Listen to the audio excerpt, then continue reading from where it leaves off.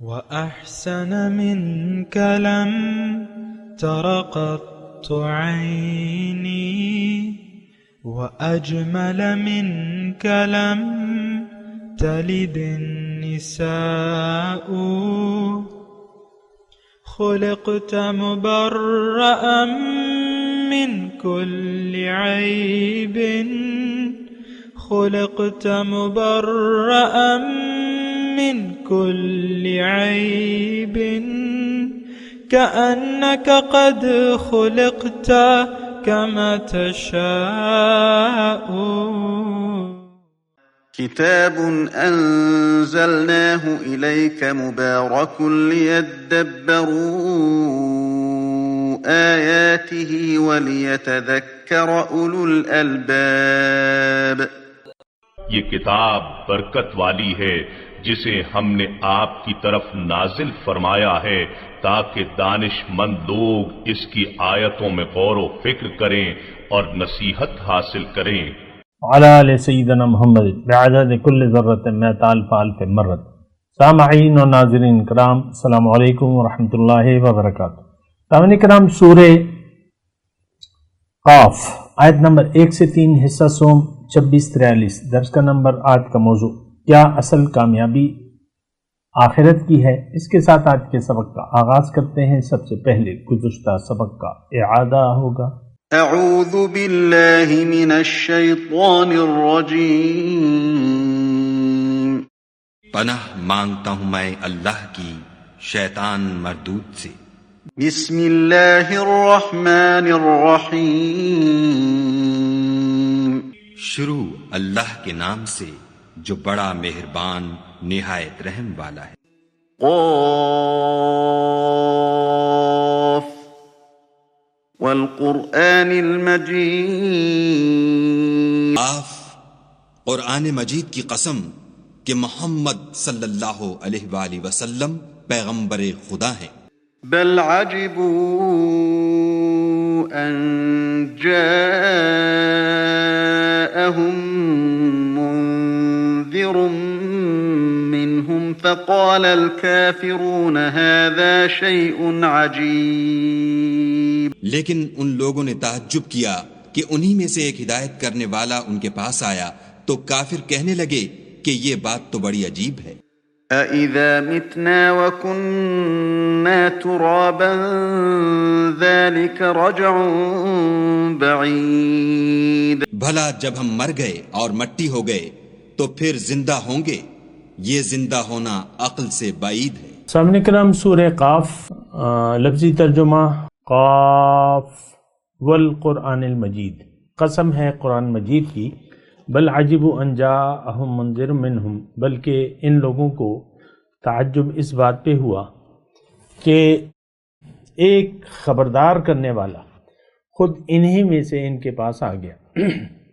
فقال الکافرون، جو حق کو ماننے سے انکاری تھے، انہوں نے یہ کہا ھذا شیء عجیب، یہ تو بڑی عجیب بات ہے. اذا متنا وکننا ترابا، جب ہم مر جائیں اور مٹی ہو جائیں تو دوبارہ اٹھائے جائیں گے، یعنی یہ بریکٹ میں ذالک رجم بعید، یہ تو یہ واپسی تو عقل سے بعید ہے، عقل تو نہیں مانتی. ہم سمجھنے کی کوشش کر رہے ہیں سامعین کرام سورہ قاف کے مضامین کو، اور دیکھیں دو ہم نے درس یعنی کیے ہیں اسی صورت کے بارے میں، اور وہ تمام تمہیدی مضامین ہیں. اصل میں دیکھیں، میں نے پہلے دن آپ سے کہا تھا اس صورت کے آغاز پہ کہ مجھے بڑا مشکل لگ رہا ہے کہ میں اس صورت کے مضامین کو آپ کے ذہن میں ایسے بٹھا دوں کہ آپ سمجھیں اس کو، لیکن مجھے بڑا مشکل لگ رہا ہے. اسی لیے میں تمہید پہ ذرا زور دے رہا ہوں، اور اب تک جو میں نے گفتگو کی ہے اس کا خلاصہ یہ ہے کہ یہ صورت اور قرآن کی ہر آیت، اس کو آپ اپنے لیے سمجھیں، بجائے اس کے کہ اس کے تاریخی شان نزول کے حساب سے آپ اس کو دیکھیں کہ بھئی یہ کون سے زمانے میں نازل ہوئی، کون لوگ تھے، کون مخاطب تھے، کیا ان کا رویہ تھا. وہ لوگ گزر گئے. تلک امۃ قد خلت لہا ما کسبت ولکم ما کسبتم. قرآن میں اللہ تعالیٰ ان کو چھوڑ دو، وہ گزر گئے، وہ کافر تھے، مشرک تھے، جیسے بھی تھے. اپنے آپ کو دیکھو، کیا تم نے قرآن کو قبول کر لیا ہے؟ کیا تم نے نبی کی دعوت پر لبیک کہا ہے؟ کیا تم نے اللہ کو منزل بنا لیا ہے؟ کیا تم آخرت کو ترجیح دے کر زندگی گزار رہے ہو؟ یہ ساری باتیں نفی میں ہیں. اور میں بہت دکھ اور افسوس سے یہ بات کہہ رہا ہوں کہ قرآن کو آج ہم اپنے لیے سمجھتے نہیں. بس ایک متبرک کتاب ہے، چند مواقع پہ آپ اس کا استعمال کرتے ہیں. کوئی مر جائے تو مسجد سے سپارے منگوا لیتے ہیں. جو بھی تعزیت کے لیے خواتین آتی ہیں تو ایک ایک سپارہ دے دیتے ہیں کہ پڑھو اس مردے کو بخشواؤ. آپ ایسے تو مردہ نہیں بخشا جاتا. دلہن رخصتی ہو رہی ہے، آپ ایک خوبصورت کور میں لپیٹ کر رخصتی کے بعد اس پہ سایہ کر دیتے ہیں. بچوں کو بس ناظرہ کی آپ کے ذہن میں پتہ ہی نہیں کیا ہے کہ اس پہ عمل نہیں کرنا، لیکن اس کو بچے کو پڑھانا ضرور ہے. ہم نے خود بھی پڑھنا، عمل نہیں کرنا. یعنی ہمارا کہنا ایسا نہیں ہوتا، ارادہ ایسا ہوتا ہے کہ یہ صرف تلاوت کے علاوہ آگے بات نہیں بڑھے گی. زیادہ سے زیادہ آپ لوگ رٹا لگا دیتے ہیں، آخرت پر یقین نہیں ہے. ویسے ہی آپ کہتے ہیں کہ بھئی یہ جو ہے اتنے گھر والوں کو لے جائے گا بنا حساب کتاب کی. ایسی بات نہیں. وہ آج کل کے حافظ جو ہیں وہ قرآن کو سمجھتے بھی نہیں ہیں. قرآن ہے کیا؟ صرف یاد ہے. ہمارے پرانا ایک واقعہ ہے میرا، کہانیاں تو میں آپ کو زیادہ نہیں سناتا، لیکن موقع کے لحاظ سے یہ بات کہہ رہا ہوں. ایک حافظ صاحب تھے، ہمیں تراویحیں پڑھاتے تھے اور چھوٹے تھے، یعنی ابھی بالغ نہیں ہوئے تھے. تو جب تراویحیں وغیرہ ہو جاتی تو وہ دعا مانگتے، رب لا تذرنی فردا وانت خیر الوارثین. اب یہ اولاد کی دعا ہے. اب یہ کون سا موقع ہے، کون سا محل ہے؟ آپ نے ابھی تو شادی بھی نہیں کی اور اب اولاد کی دعا مانگ رہے. یہ مطلب وہ ہے کہ بس قرآن پڑھنا ہے. اکثر قاری صاحبان جو ہیں تو زیادہ، خیر میں تھوڑی سی بات کر رہا ہوں اس پہ، نماز میں بس انہوں نے ایک بنائی بھی ہوتی ہے، ایک ترتیب بنائی بھی ہوتی ہے، اور وہ قرات کے حساب سے وہ چنتے ہیں، آیات کو چنتے ہیں، بیچ میں سے لے لیتے ہیں جن کا فوری مطلب آپ نہیں نکال سکتے، یعنی سیاق و سباق کے ساتھ. مثال کے طور پہ سورہ یوسف کی آیت ہے وَشَرَوْهُ بِثَمَنٍ بَخْسٍ دَرَاهِمَ مَعْدُودَةٍ. یوسف علیہ السلام کو جب بھائیوں نے کنویں میں ڈال دیا نا، پھر وہ ایک قافلہ آیا تو انہوں نے اس کو قافلے کے ہاتھ بیچ دیا، یعنی تھوڑے سے پیسوں کے بس. وَكَانُوا فِيهِ مِنَ الزَّاهِدِينَ. اب ٹھیک ہے، قرآن کی آیت ہے، قرآن مطلب وہ تو 3 آیات پڑھنی کم از کم لازمی ہے، واجب ہے. تو آپ ایسی آیت کا کیوں نہیں انتخاب کرتے جس کا فوری کوئی مطلب نکل جائے؟ 3 آیات ایسی پڑھ لو. لیکن وہ نہیں. یہ میں آپ کو وہ اماموں کی بات کر رہا ہوں جو عالم ہیں، وہ بھی قرآن، یعنی یہ آپ باقی آپ سمجھتے ہیں. خیر میں آپ سے اپنے یعنی یہ سورت کے جو مضامین ہیں، میں آپ سے یہ درخواست کر رہا ہوں کہ آپ یہ سورت ہم جب پڑھیں گے انشاءاللہ اللہ کی عطا سے، تو آپ اس کو اپنے لیے سمجھیں، بجائے اس کے اصل میں جو کتابیں لکھی ہوئی ہیں اسی تفسیر کے ضمن میں، وہ آپ دیکھیں تو آپ پریشان ہو جائیں گے. بعض تفاسیر 5-6 گزشتہ مفسرین ہیں، فلانے نے یہ لکھا ہے، فلانے نے یہ لکھا ہے، فلانے نے یہ لکھا ہے. بس اسی پہ بھئی تم اپنی بھی تو کوئی بات کرو. تو مفسرین کے نام لکھ لکھ کے کہ یہ مفسرین، بہرحال میں اس میں زیادہ نہیں کرتا، لیکن میں اپنی بات کروں. سورہ قاف ہے، اس کا مرکزی مضمون مرکزی خیال جو ہے وہ آخرت ہے. اور یہ بات میں آپ کو بتا چکا ہوں کہ پیغمبر جب بھی آتا ہے تو وہ آپ کو آخرت کی بات کرتا ہے کہ تم آخرت کی تیاری کرو، ورجو الیوم الآخر، آخرت کی بھی تیاری کرو، کیونکہ اللہ تعالیٰ نے فرمایا ہے کہ وفی الآخرۃ عذاب شدید ومغفرۃ من اللہ. ہم جب جائیں گے آخرت میں، جس پر آج کے مسلمان کا یقین نہیں ہے، لیکن اللہ تعالیٰ فرماتا ہے کہ آخرت میں یا تو شدید عذاب ہوگا یا بخشش ہوگی. آج کا مسلمان تو بخشش یا عذاب، یہ آپ اپنی زندگی کو دیکھ لیں، کوئی پرواہ نہیں ہے. اللہ کی بخشش یہ تو یہاں پر ہم نے کروانی ہے، اللہ کو تو یہاں راضی کرنا ہے، تو جنت میں جائیں گے. اور وہ کب ہوگا؟ جب ہم متقی بن جائیں گے، تقوی کی روش اختیار کر لیں گے. یہ بات بھی ذرا سوچیں نا، تقوی کی روش. جنت میں صرف متقین لوگ جائیں گے، اللہ تعالیٰ نے قرآن میں لکھ دیا. ہم یہ اندازہ لگائے بیٹھے ہیں کہ ہم سب جائیں گے چاہے جو بھی کریں، متقی ہوں یا نہ ہو. کیوں؟ امت محمدیہ کا نام ہے. وہ حضور نے شفاعت کا وعدہ کیا ہے، اللہ تعالیٰ نے کر لیا ہے وعدہ، بخشش ہوگی، شفاعت ہوگی، اور ہم سیدھے جنت میں جائیں گے. بہت سے مسلمانوں کے ذہن میں یہ بات بیٹھی ہوئی ہے. ویسی بات تو ہے نہیں، کیونکہ ہم امت محمدیہ میں حقیقت میں تو نہیں ہیں. ہم تو امت اجابت نہیں ہے، امت دعوت ہیں. جیسے کہ کافر امت دعوت ہیں، کافر جواب نہیں دے رہے. جیسے کہ اللہ تعالیٰ نے قرآن میں یہ حکم فرمایا، ارشاد فرمایا کہ استجیبوا للہ وللرسول اذا دعاکم لما یحییکم. اے لوگو جواب دو، بات مان لو اللہ کی اور اس کے رسول کی جب وہ تمہیں بلائیں ہدایت کی طرف. اس میں تمہاری زندگی ہے. ہم رسول کی بات کو سننے کے لیے تیاری نہیں ہے. علماء نے عام طور پہ دین کو فرقوں میں بانٹ دیا ہے، آپ کو پتہ ہے. ہر ایک کا اپنا اپنا خیال ہے، دین کی اپنی اپنی تشریحات ہیں، اور پھر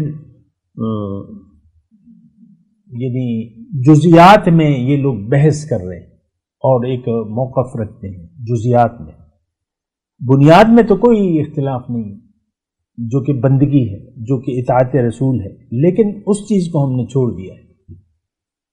اب نماز میں ہاتھ سینے پہ باندھیں یا زیر ناف باندھیں، رکوع میں جاتے وقت رفع یدین کریں نہ کریں، اور یہ سارے آپ کو پتہ ہے جو بھی اختلافات ہیں. میں اس کی بار بار آپ کو کہتا رہتا ہوں. اس میں ہمیں بانٹ دیا گیا ہے. یا رسول اللہ کہو مت کہو، وہ زندہ ہیں زندہ نہیں ہیں، وہ عالم الغیب ہیں عالم الغیب نہیں ہیں، وہ نور ہیں وہ بشر ہیں. یہ اختلافات ہیں. اور دیکھیں یہ جو قادیانی فرقہ ہے یہ کیوں پھیلا ہے، کیوں ترویج ہوئی، کیوں ایک شخص نے نبوت کا جھوٹا دعویٰ کر دیا اور لوگوں نے اس کو سچ مان لیا. یعنی اس بات پر بھی آپ سوچیں آخر کیوں ایسا ہوا.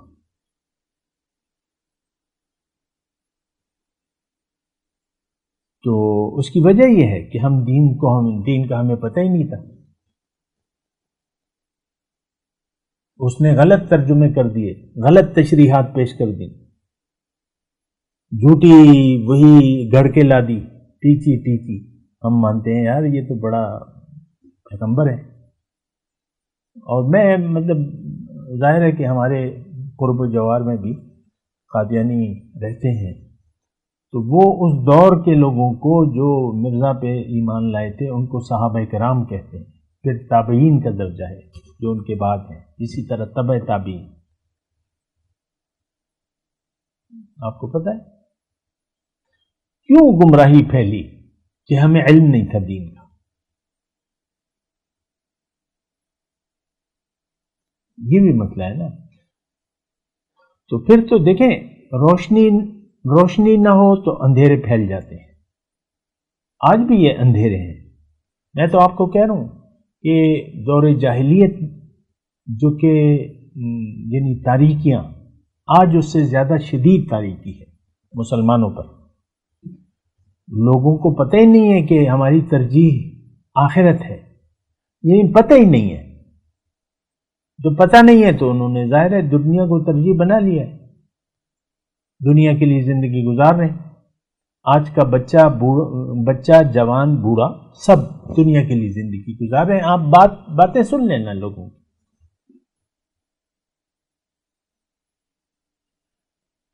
بچہ جوان بوڑھا سب دنیا کی باتیں کر رہے ہیں، دنیا ہی کی تیاری ہے، دنیا ہی کی باتیں. آپ اپنی محفلوں کو دیکھ لیں، عورتیں اپنی محفلوں کو دیکھ لیں، جینٹس اپنی محفلوں کو دیکھ لیں، کیا ہوتا ہے؟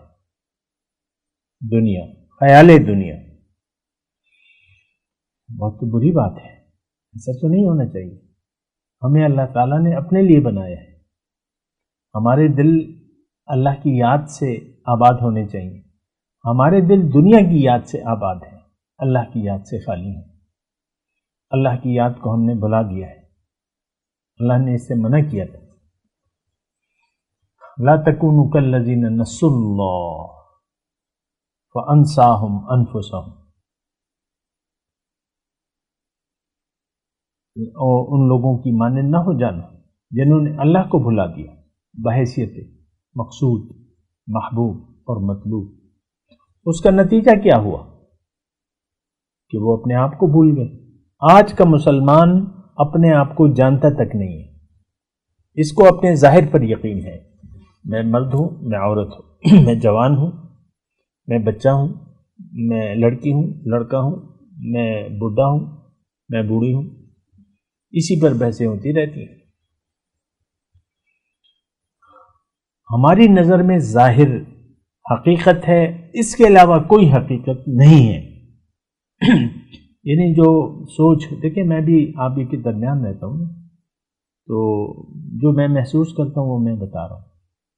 اگر آپ کسی اور دنیا میں رہتے ہیں تو وہ مجھے معلوم نہیں ہے، لیکن میں جس دنیا میں رہ رہا ہوں، ہم آج کے مسلمان کا صرف ظاہر، اس کی نظر میں ظاہر اصل ہے، ظاہر حقیقت ہے.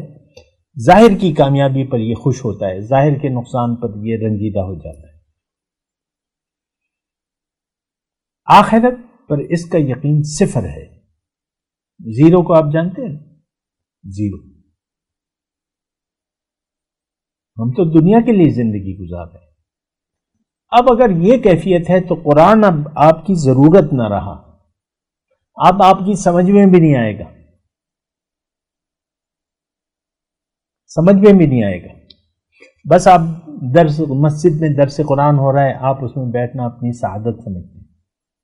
2 کان آپ کو اللہ تعالیٰ نے اسی لیے دیے ہیں آپ کے خیال میں کہ ایک کان سے سنیں، دوسرے کان سے نکال لیں. عام طور پہ جو درس وغیرہ ہوتے ہیں ہم اس سے عبرت نہیں لیتے. اگر کوئی مسئلہ صحیح بیان ہو رہا ہے تو ہم اس سے عبرت نہیں لیتے. ہم کہتے ہیں یہ جو شخص بول رہا ہے ٹھیک ہے، اس کی باتیں اچھی ہیں، لیکن ہم تو اپنا کام کرتے رہیں گے. بھئی آپ کو کام کرنے سے کس نے روکا ہے؟ اپنا کام کرتے رہے. آپ کا تو زندگی دنیا جو گزارنے کا کہ کام ہے تو وہ آپ کریں. دکاندار ہیں، دکانداری کریں. کارخانے دار ہیں، کارخانہ چلائیں. نوکری کر رہے ہیں، نوکری کریں. آپ نے شادی کی بھی ہے، ہاؤس وائف ہیں، تو آپ اپنے کام کریں، بچوں کو سنبھالیں اور شوہر کی خدمت کریں. بس کرتی رہیں. اسلام تو آپ کو اس سے نہیں روکتا. اسلام تو آپ کو اس کے کرنے کا طریقہ بتاتا ہے. پھر آپ کو بنیادی طور پہ اسلام یہ تصور دیتا ہے کہ تم زندگی کس خیال میں گزارو. ابھی جو میں نے آپ کو آیت پڑھ کے سنائی تو وہ اللہ تعالیٰ نے ہمیں منع کیا تھا کہ مجھے بھلانا نہیں ہے، تم نے مجھے یاد رکھنا ہے. یاد رکھو گے تو میں تمہیں یاد رکھوں گا. مجھے بھلا دو گے تو میں تمہیں بھلا دوں گا. فَالْيَوْمَ نَنْسَاكُمْ كَمَا نَسِيتُمْ لِقَاءَ يَوْمِكُمْ هَذَا، قرآن میں اللہ تعالیٰ نے فرمایا آج میں تمہیں بھلا دوں گا کیونکہ آج کے دن کی ملاقات کو تم نے دنیا میں بھلا دیا تھا۔ آپ مجھے سچی سچی کہیں، اس وقت میں تو آپ کی یعنی سامنے نہیں ہوں، مجھے نہیں معلوم کون ہے کون نہیں ہے، کون سن رہا ہے کون نہیں سن رہا ہے۔ کیا آج سینے پہ ہاتھ رکھ کے یہ بتائیں کہ کیا ہم نے من حیث القوم اللہ کے دن یعنی اللہ کی جو ملاقات ہے اس کو بھلا نہیں دیا ہم نے؟ بھلانے کا مطلب کیا ہے کہ آپ تیاری نہیں کر رہے، آپ کی ساری تیاریاں دنیا کی ہیں، تو بھلانا اور کسے کہتے ہیں؟ فَالْيَوْمَ نَنْسَاكُمْ، اللہ تعالیٰ نے فرمایا آج میں تمہیں بھلا دوں گا، کما نسیتم لقاء یومکم ھذا، جس طرح تم نے آج کے دن کی ملاقات کو بھلا دیا۔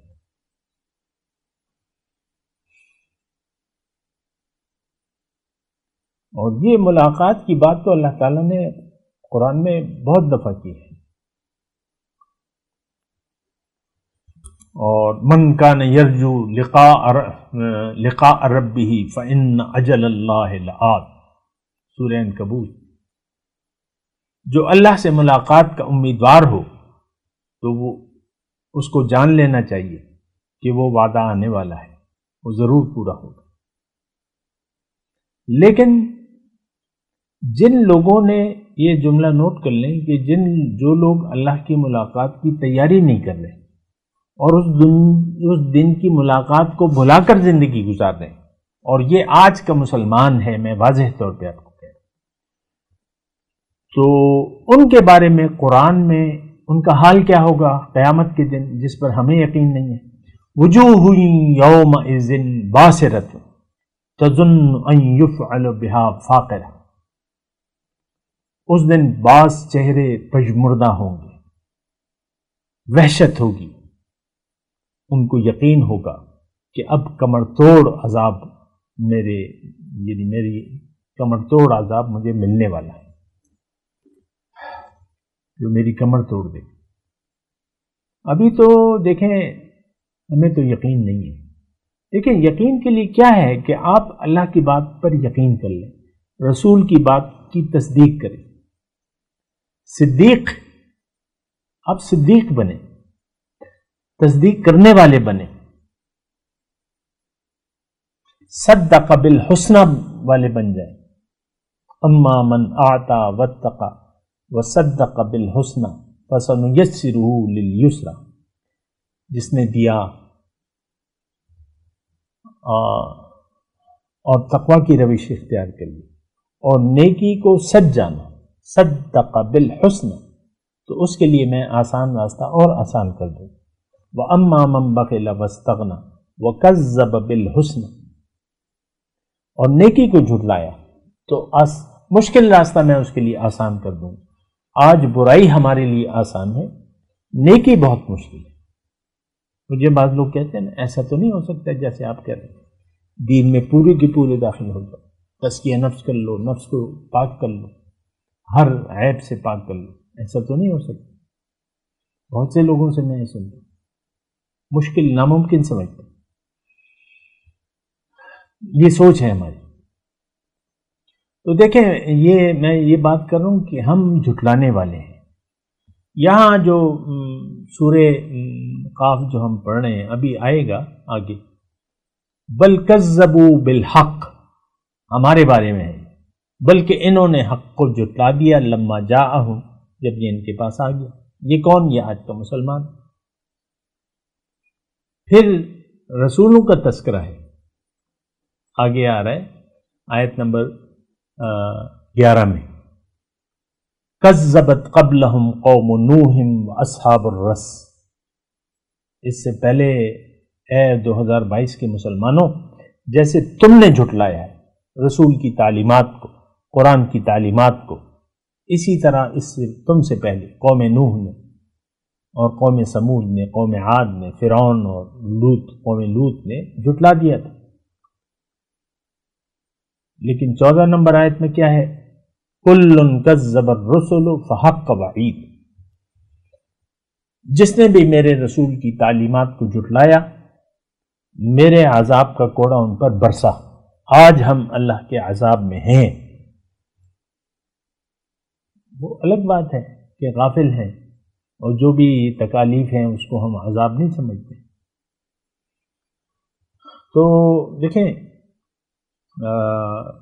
یہ ساری باتیں جو ہیں بڑی اہم ہیں۔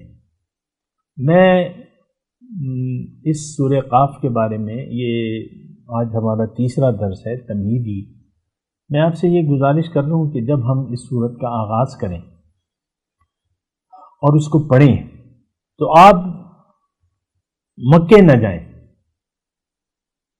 یہ سورت آج ہمارے لیے ہے، میرے لیے ہے، آپ کے لیے ہے، یا تو ہم اس کے مصداق ہیں یا نہیں ہیں، تو پھر آپ مطلب اچھی طرح اس کو سمجھ پائیں گے، وگرنہ تو پھر وہ تاریخی موشگافیاں ہیں اور الفاظ کا ہے یعنی یا تفصیلات ہیں مثال، تو میں جو بھی ہے اس کی تفصیلات میں نہیں جاؤں گا،